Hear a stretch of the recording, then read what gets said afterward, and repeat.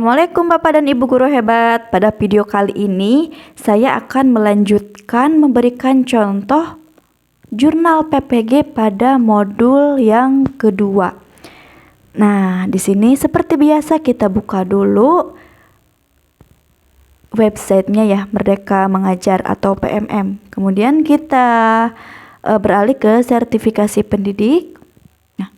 Untuk modul 2 mengenai pembelajaran sosial dan emosional.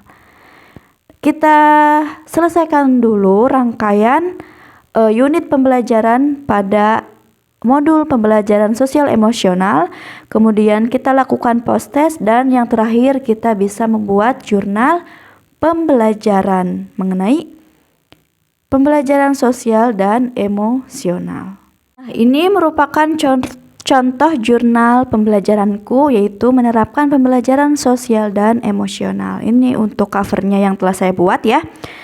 Kemudian ini untuk refleksi pengalaman bermakna pembelajaran sosial emosional. Di sini saya mencantumkan bagian yang A ya, itu permasalahannya. Dalam proses penerapan pembelajaran sosial emosional atau PSE, salah satu permasalahan yang saya hadapi adalah tantangan dalam membangun pemahaman yang mendalam dan konsisten di antara semua peserta didik terkait pentingnya keterampilan sosial dan emosional. Beberapa peserta didik awalnya kesulitan menerima konsep seperti empati, pengendalian emosi, atau tanggung jawab sosial, terutama karena mereka lebih terbiasa dengan pendekatan yang berfokus pada hasil akademik semata. Nah, masalah utama muncul ketika peserta didik dengan latar belakang emosional yang berbeda menunjukkan reaksi yang bervariasi terhadap kegiatan PSE. Ada peserta didik yang cenderung tertutup dan merasa tidak nyaman untuk berbagi perasaan atau berbicara tentang masalah pribadi di depan teman-temannya. Sebaliknya, beberapa peserta didik justru terlalu terbuka dan mengandalkan kegiatan PSE sebagai ruang untuk melampiaskan emosinya tanpa bisa mengendalikan diri. Ketidakseimbangan ini menciptakan dinamika kelas yang tidak mudah diatur, di mana saya harus menyesuaikan pendekatan saya agar dapat mengakomodasi setiap kebutuhan peserta didik secara individual. Permasalahan lain yang saya temui adalah ketidakkonsistenan penerapan PSE di luar lingkungan kelas. Beberapa peserta didik menunjukkan peningkatan dalam keterampilan sosial dan emosional ketika berada di kelas. Namun, ketika berada di luar kelas, baik di lingkungan rumah maupun pergaulan sosial, mereka seringkali kembali ke pola perilaku lama. Ini mengindikasi perlunya kolaborasi yang lebih kuat antara sekolah, keluarga, dan komunitas untuk memastikan bahwa pembelajaran sosial dan emosional bisa berkelanjutan dan diterapkan dalam berbagai konteks kehidupan mereka. Nah, itu ya permasalahan yang saya alami. Kemudian bagian B itu aha moment.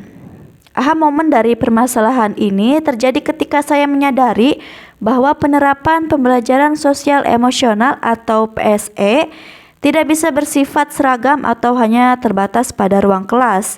Pada awalnya, saya mencoba menerapkan pendekatan PSE yang sama untuk semua siswa dengan harapan mereka akan memahami dan mengembangkan keterampilan seperti empati dan pengendalian emosi secara serempak. Namun, dengan adanya variasi dalam latar belakang emosional siswa, saya melihat bahwa pendekatan ini kurang efektif. Momen pencerahan saya terjadi ketika saya menyadari bahwa setiap siswa berada pada tahap perkembangan emosional yang berbeda, dan beberapa dari mereka membutuhkan lebih banyak waktu, bimbingan, atau ruang aman untuk bisa memproses dan memahami konsep-konsep PSE. Saya menyadari bahwa PSE harus bersifat personal dan diferensiasi dalam pendekatan sangat penting. Saya harus mengakomodasi siswa yang lebih tertutup dengan pendekatan yang lebih lembut dan individual. Sementara siswa yang terlalu ekspresif memerlukan panduan untuk menyalurkan emosinya dengan lebih sehat dan konstruktif. Itu untuk aha momennya. Untuk hasil tindakannya, setelah mengalami aha momen tersebut, saya mengambil beberapa tindakan untuk memastikan penerapan pembelajaran sosial emosional atau PSE yang lebih efektif dan sesuai dengan kebutuhan individual siswa. Yang pertama itu adanya pendekatan diferensiasi. Saya mulai menerapkan pendekatan yang lebih fleksibel dalam mengajarkan PSE dengan memperhatikan beberapa latar belakang emosional siswa.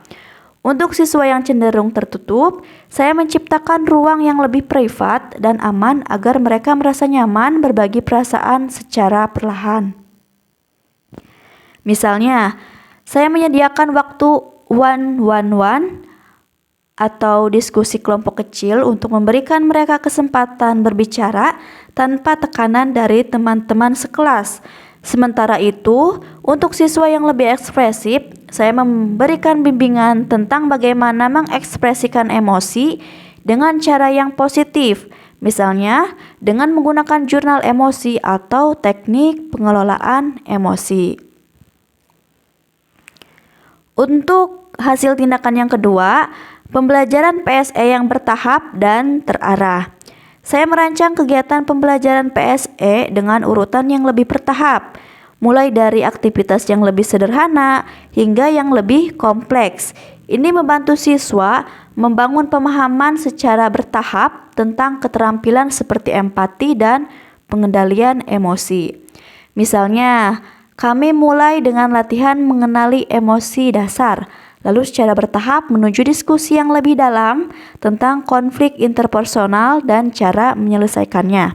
Kemudian yang ketiga tindak lanjutnya melibatkan orang tua dan komunitas.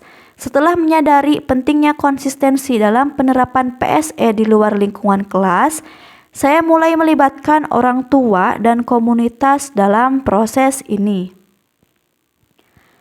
Saya mengadakan sesi pertemuan dengan orang tua untuk menjelaskan pentingnya PSE dan bagaimana mereka dapat mendukung perkembangan sosial emosional anak di rumah.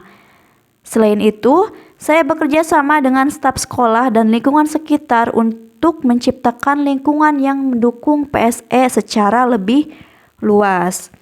Kemudian hasil tindakan yang keempat itu penyediaan waktu refleksi. Saya juga menyadari pentingnya memberikan waktu kepada siswa untuk merefleksikan perkembangan sosial emosionalnya mereka sendiri. Saya menambahkan sesi refleksi mingguan di mana siswa bisa mengevaluasi perasaan mereka, bagaimana mereka menangani situasi tertentu, dan apa yang bisa mereka pelajari dari pengalaman tersebut.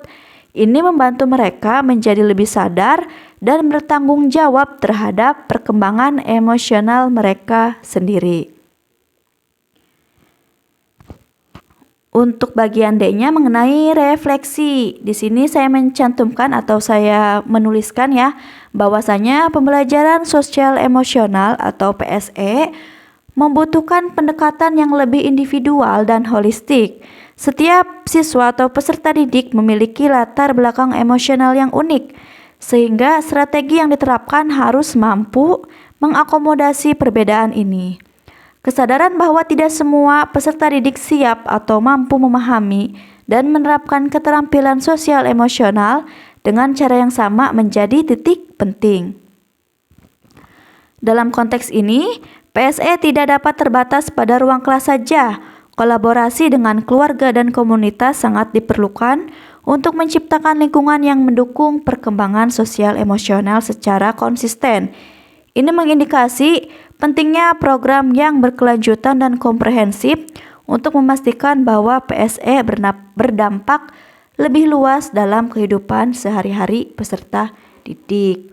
Kemudian tidak lupa juga mencantumkan umpan balik dari rekan guru. Dan yang terakhir itu adanya dokumentasi bersama rekan guru dan juga bersama murid-murid saat pembelajaran di kelas.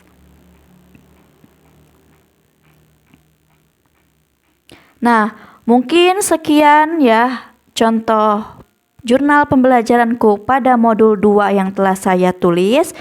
Semoga bermanfaat dan menginspirasi untuk Bapak dan Ibu guru hebat. Wassalamualaikum warahmatullahi wabarakatuh.